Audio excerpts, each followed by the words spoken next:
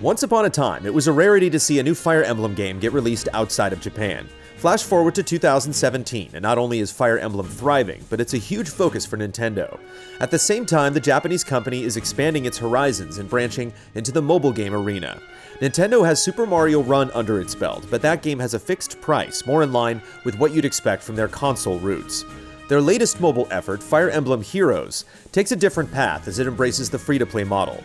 Could Nintendo possibly deliver a free-to-play game that still manages to live up to its lofty pedigree?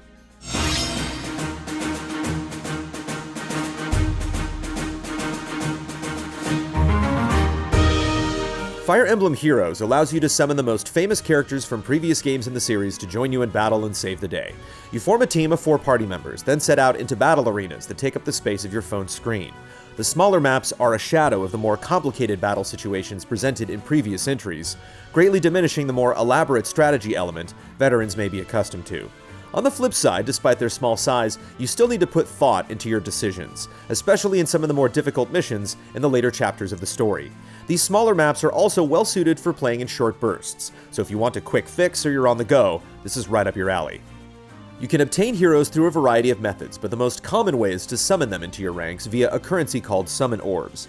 By spending orbs, you can summon a random hero from one of a few various specialties. You have a degree of control over what type of hero will join, but which specific heroes you summon and their overall strength are completely random. After spending your initial orbs, the game entices you to purchase more by offering a discount on summoning additional heroes during your current session. Otherwise, if you leave the summoning screen, the cost will go back to normal. This is the core of the game's hook to get players to drop some dough. You have a very limited number of summoning orbs to begin with, and though you can earn orbs by completing new missions or simply logging back into the game every so often, the random nature of who you summon could leave you with a less than desirable team. That's because heroes are ranked from the lowly 1-star ranks to the all-powerful 5-star ranks. Though each hero levels up with experience and can learn new skills and abilities by progressing through the game, higher star ranks are naturally more powerful and beneficial to your success. Thus, if you don't get your favorite hero or you get a bunch of low-ranked heroes, you might be inclined to purchase more summoning orbs. It's important to stress that with enough time and patience, you can continuously earn orbs without spending any money, and you can complete the game without the use of 5-star heroes if you develop your team properly. You can even raise a hero's star rank if you accumulate enough items to get them to at least level 20. The catch is that trying to rank up a hero beyond 3 or 4 stars is an extremely lengthy process that we have yet to achieve over the course of our time with the game, even with the bonus gift Nintendo delivered to all users as a thank you. So for those who simply do not have the patience to put up with these restrictions, paying for more orbs is the faster and easier shortcut. Just remember who you summon is completely random, so it could be a costly gamble. Another major detraction for Fire Emblem Heroes is its stamina system. Virtually every type of mission, whether it's in the story, a special map, or a training area, costs a set amount of stamina to undertake. You start with 50 stamina, and you get 1 stamina replenished every 5 minutes. There are potions that will add back 50 stamina instantly, but these are a precious commodity. Earlier missions don't have a high stamina cost, but once you get into the thick of things, it's easy to burn through all of your stamina in just a short time. You're then stuck waiting for a refill before you can play again. It's part of the now common mobile model designed to bring you back and pad out the real time it takes you to finish the game, but it doesn't make it any less annoying. It's especially frustrating when many of the later and more challenging missions cost a ton of stamina, meaning a session can come screeching to a halt in a matter of minutes. Of course, you can spend money to refill your stamina if you're all out of options.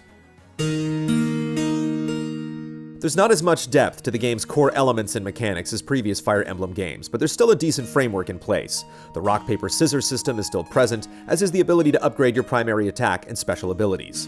Many of the different class types are present too, so there's a good amount of variety. However, there are problems tied to the small map sizes and the limited 4-member party size. While it makes the game more accessible, it's still very restrictive. You're left with a far more shallow experience than what you'd get in any of the other games in the series.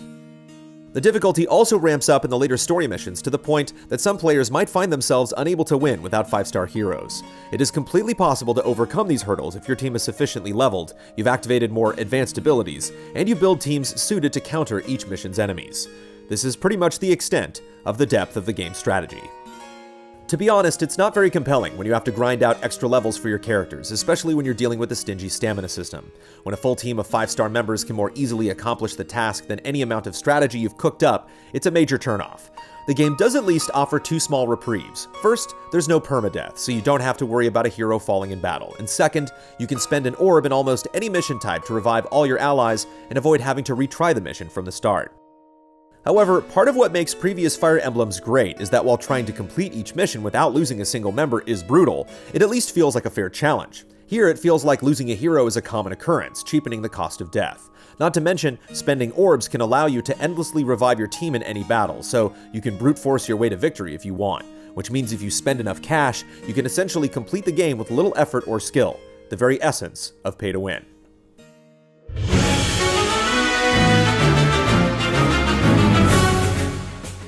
Fire Emblem Heroes is a watered-down version of the traditional Fire Emblem experience. While it's completely possible to enjoy the game without spending a single cent, it's designed with the pay-to-win model in mind so that spending cash will ensure a quick and fast route to victory. Coupled with the extremely aggravating and excessive stamina system, those trying to play the game for free will encounter numerous roadblocks and turnoffs. If you've never tried Fire Emblem before, this is a quick and easy introduction, but if any of its concepts appeal to you, you're better off abandoning Heroes and jumping into any of the other great entries in the series. We sacred ready countryside, see a champion for from high. In this day where time with heroes live and their ages never die. Easy Allies reviews are made possible by generous viewers just like you. If you like what you see, check out patreon.com/easyallies to see our other videos, and consider becoming a patron to help us make more.